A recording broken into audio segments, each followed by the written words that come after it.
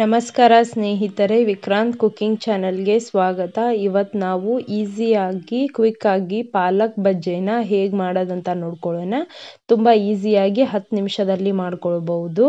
ಅದಕ್ಕಿಂತ ಮೊದಲು ಯಾರೆಲ್ಲ ನನ್ನ ಚಾನೆಲ್ನ ಸಬ್ಸ್ಕ್ರೈಬ್ ಮಾಡ್ಕೊಂಡಿಲ್ಲ ಪ್ಲೀಸ್ ಸಬ್ಸ್ಕ್ರೈಬ್ ಮಾಡ್ಕೊಳ್ಳಿ. ಹಾಗೆ ಲೈಕ್, ಶೇರ್, ಕಮೆಂಟ್ ಮಾಡಿ ಸಪೋರ್ಟ್ ಮಾಡ್ತಾ ಇರಿ. ಇವಾಗ ಪಾಲಕ್ ಬಜ್ಜಿನ ಹೇಗೆ ಮಾಡೋದಂತ ನೋಡ್ಕೊಳ್ಳೋಣ.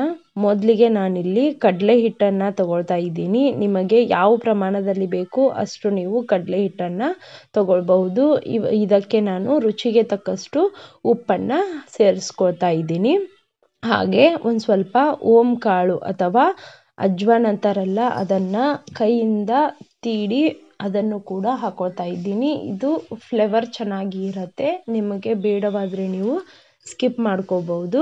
ಹಾಗೆ ಇದಕ್ಕೆ ನಾನು ಫ್ರೆಶ್ ಆಗಿರೋ ಕೊತ್ತಂಬರಿ ಸೊಪ್ಪನ್ನು ಚಿಕ್ಕದಾಗಿ ಕಟ್ ಮಾಡಿಕೊಂಡು ಹಾಕೊಳ್ತಾ ಇದ್ದೀನಿ. ಅದನ್ನು ಮಿಕ್ಸ್ ಮಾಡಿಕೊಂಡು ಎಲ್ಲ ಒಂದ್ಸಲ ಒಣ ಪುಡಿಯನ್ನು ಚೆನ್ನಾಗಿ ಮಿಕ್ಸ್ ಮಾಡ್ಕೊಳ್ತಾ ಹೋಗಬೇಕು. ಈಗ ಸ್ವಲ್ಪ ನೀರನ್ನು ಸೇರಿಸ್ಕೊಂಡು ಒಂಚೂರು ಗಂಟಿಲ್ಲದೆ ಇರೋ ಥರ ಕಡಲೆ ಹಿಟ್ಟನ್ನು ನಾವು ಒಂದು ಸ್ವಲ್ಪನೇ ನೀರು ಹಾಕ್ಕೊಂಡು ಮಿಕ್ಸ್ ಮಾಡ್ಕೊಳ್ತಾ ಹೋಗಬೇಕು. ಇದನ್ನು ದೋಸೆ ಹಿಟ್ಟಿನ ಹದಕ್ಕಿಂತ ಒಂದು ಸ್ವಲ್ಪ ತೆಳ್ಳಗೆ ಮಾಡ್ಕೋಬೇಕು. ನೀವು ಬೇಕಾದರೆ ಒಂದು ಸ್ವಲ್ಪ ದಟ್ಟನಾಗಿ ಮಾಡಿದರೂ ನಡೆಯುತ್ತೆ. ನಾನಿಲ್ಲಿ ಈ ಕನ್ಸಿಸ್ಟೆನ್ಸಿಯಲ್ಲಿ ನಾನಿದನ್ನು ರೆಡಿ ಮಾಡ್ಕೊಂಡಿದ್ದೀನಿ. ಇಲ್ಲಿ ನಾನು ತೋರಿಸ್ತಾ ಇರೋ ಹಾಗೆ ಇಷ್ಟು ತೆಳುವಾದರೆ ಸಾಕು. ಇದಕ್ಕಿಂತ ತೆಳುವು ಬೇಡ. ನೀವು ಇದಕ್ಕಿಂತ ದಟ್ಟವಾಗಿ ಒಂದು ಸ್ವಲ್ಪ ಮಾಡ್ಕೊಳ್ಬೋದು. ಇವಾಗ ನಾನು ಇದಕ್ಕೆ ಚಿಟಿಕೆ ಸೋಡಾವನ್ನು ಹಾಕೊಳ್ತಾ ಇದ್ದೀನಿ. ಸೋಡಾ ಹಾಕ್ಕೊಂಡು ಒಂದ್ಸಲ ಎಲ್ಲ ಕಲಿಸ್ಕೊಳ್ತಾ ಇದ್ದೀನಿ. ಇವಾಗ ಪಾಲಕ್ ನಾವು ಫ್ರೈ ಮಾಡೋಕ್ಕೆ ಹಿಟ್ಟು ಕೂಡ ರೆಡಿಯಾಗಿದೆ. ಈ ಹದದಲ್ಲಿ ಇದ್ದರೆ ಸಾಕು. ಈಗ ಎಣ್ಣೆನ ಕಾಯಕ್ಕೆ ಇಟ್ಕೊಂಡಿದ್ದೀನಿ. ಈಗ ನಾನು ಚೆನ್ನಾಗಿ ತೊಳ್ಕೊಂಡಿರೋ ಪಾಲಕ್ ಸೊಪ್ಪನ್ನು ಹಿಟ್ಟಿನಲ್ಲಿ ಒಂದೊಂದಾಗಿ ಅದ್ಕೊಂಡು ಜಸ್ಟ್ ಕೋಟ್ ಮಾಡಿದರೆ ಸಾಕು. ನೀವಿಲ್ಲಿ ನಾನು ಹೇಳ್ದಾಗೆ ನೀವು ಹಿಟ್ಟನ್ನು ಇನ್ನೊಂದು ಸ್ವಲ್ಪ ದಟ್ಟನಾಗಿಯೂ ಮಾಡ್ಕೋಬೋದು. ನಾನಿಲ್ಲಿ ತೆಳುವಾಗಿಯೇ ಮಾಡ್ಕೊಂಡಿದ್ದೀನಿ. ಈಗ ಒಂದೊಂದಾಗಿಯೇ ಕಾದಿರೋ ಎಣ್ಣೆಯಲ್ಲಿ ಹಾಕಿ ಮೀಡಿಯಮ್ ಫ್ಲೇಮ್ನಲ್ಲಿ ಬಜ್ಜಿ ಕ್ರಿಸ್ಪಿ ಆಗೋವರೆಗೂ ನಾವು ಫ್ರೈ ಮಾಡ್ಕೋಬೇಕು. ನಾನಿಲ್ಲಿ ಒಂದು ಸಲಕ್ಕೆ 2 ಪಾಲಕ್ ಎಲೆನ ಹಾಕಿ ಫ್ರೈ ಮಾಡ್ಕೊಳ್ತಾ ಇದ್ದೀನಿ. ಇವಾಗ ಚೆನ್ನಾಗಿ ಮೀಡಿಯಮ್ ಫ್ಲೇಮ್ನಲ್ಲಿ ಇಟ್ಟು ಎರಡೂ ಕಡೆ ಕ್ರಿಸ್ಪಿ ಆಗೋವರೆಗೂ ಫ್ರೈ ಮಾಡ್ಕೋಬೇಕು. ಇದು ತುಂಬ ಚೆನ್ನಾಗಿರುತ್ತೆ. ನಾವು ಪಾಲಕ್ ಸೊಪ್ಪನ್ನು ಹಾಕಿದ್ದೀವಿ ಅಂತ ಅನ್ಸಲ್ಲ, ಅಷ್ಟು ಕ್ರಿಸ್ಪಿಯಾಗಿ ಬಜ್ಜಿ ತಯಾರಾಗತ್ತೆ. ಇವಾಗ ಇದನ್ನು ಎರಡೂ ಕಡೆ ಚೆನ್ನಾಗಿ ಫ್ರೈ ಮಾಡ್ಕೊಂಡ್ಮೇಲೆ ಒಂದು ಸ್ವಲ್ಪ ಕಲರ್ ಚೇಂಜ್ ಆದಮೇಲೆ ಇದನ್ನು ನಾವು ಸೈಡಿಗೆ ತೆಗೆದಿಟ್ಕೊಂಡ್ಬಿಡೋಣ.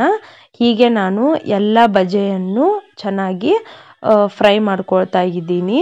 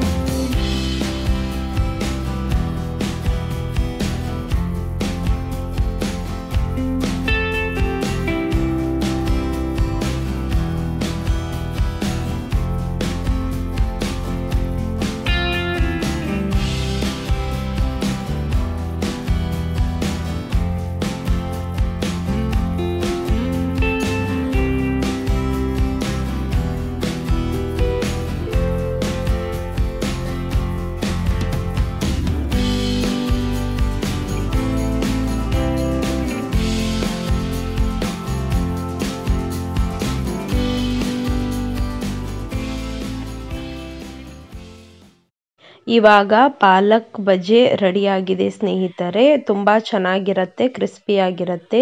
ನಿಮಗೆ ಇವತ್ತಿನ ವಿಡಿಯೋ ಇಷ್ಟ ಆಗಿದ್ದಲ್ಲಿ ಲೈಕ್, ಶೇರ್, ಕಮೆಂಟ್ ಮಾಡಿ ಹೀಗೆ ಸಪೋರ್ಟ್ ಮಾಡ್ತಾ ಇರಿ. ಸಿಗೋಣ ಮುಂದಿನ ವಿಡಿಯೋದಲ್ಲಿ. Thanks for watching. ಬಾಯ್.